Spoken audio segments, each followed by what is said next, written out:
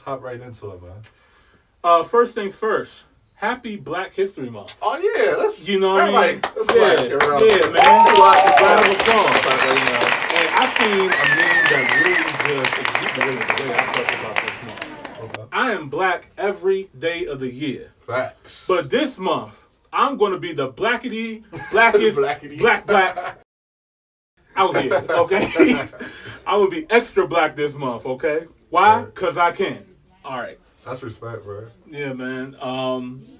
So many beautiful things, man. So many beautiful people that we could talk about during Black History Month. But what me and Chadvisionaire decided to do is we wanted to highlight an individual that we felt was important to the culture, that made some kind of influence and impact.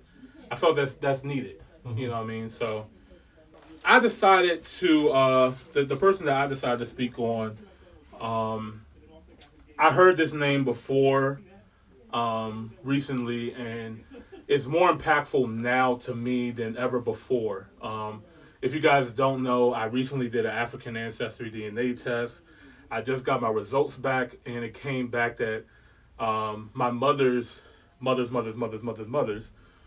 woman came from a Dajola woman from Guinea-Bissau. And the Dajola people are currently residing in Guinea-Bissau, Senegal, and the Gambia, which is in Western Africa. Those people are direct descendants from the Mali Empire. And what the Mali Empire is most known for is they had the richest man on the planet. King Mansa Musa ruled for 25 years from the year 1312 to 1337. He's credited for being the richest man to ever walk the planet with having a net worth of over $400 billion. $400 billion. And for people who really don't understand how much money that is, back then in the 14th century, in 1312, this man had 4 times the wealth of Jeff Bezos. Wow. The CEO of Amazon. Wow. 4 times that man's net worth. Just to put it in perspective of how wealthy this person was. And King Mansa Musa did some amazing things. He annexed the city Timbuktu, which is also known for housing the very first college university in Africa and in that region, Sankore. Mali was known for having the most gold on the planet, also having the most salt, too. Salt was very heavily used in that time because they didn't have refrigerators back then, so they needed salt to preserve things. So salt's value was really high back then. He's also known for making the trip to Mecca. So he walked from Timbuktu in West Africa all the way to Mecca. That's like a 4,000-mile walk.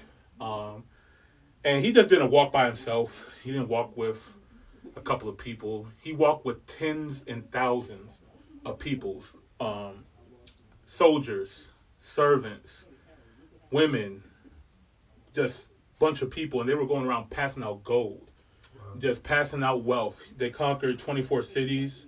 But yeah, he's also known for building one of the most famous mosques in Western Africa.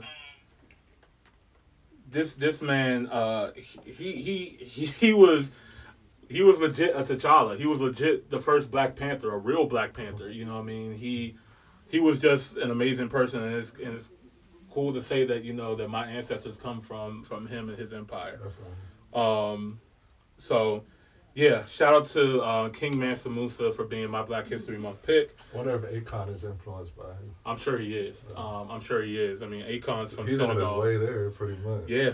Akon, if you guys don't know, signed a deal with the country of Senegal, and they're going to be making Akon City the first cryptocurrency city in Africa. Actually, first cryptocurrency city in the world. That's insane. Yeah, man. I don't think people know how insane that is. That should be, like, everywhere right now. Like, I mean, they talked about it, but, you know, they're only going to talk about it but so much. You know, it's up to us to really, you know, size that jump for real. And I think once people start seeing the development and everything, it's going to take off.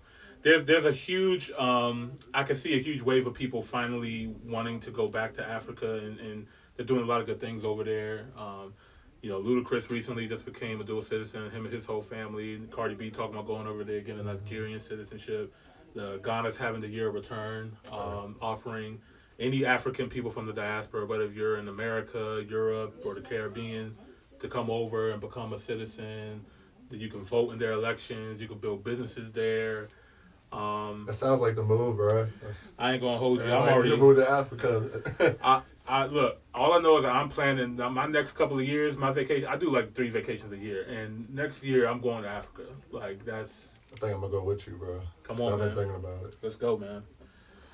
And another cool thing too. I'm excited about this. This is a rumor, but there's a possibility that Ryan Coogler and Michael B. Jordan are going to be doing a movie based on Mansa Musa's life.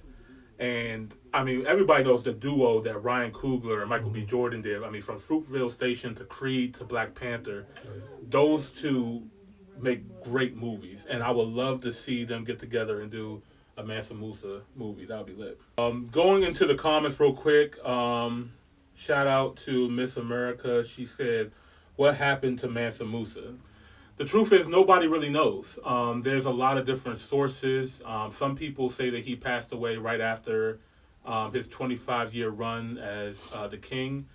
There's a discrepancy on when he actually passed away. Some people say it was right after his legacy. Basically, what happened after the Mali Empire, they were so rich and everybody found out how wealthy they were. They made a lot of enemies. And a lot of people sought after their gold. So, it's hard to lose $400 billion. It took a while. But basically what happened was the Europeans, they were going through the Black Plague at the time. They were going through famine. Europe was ghetto as hell, y'all.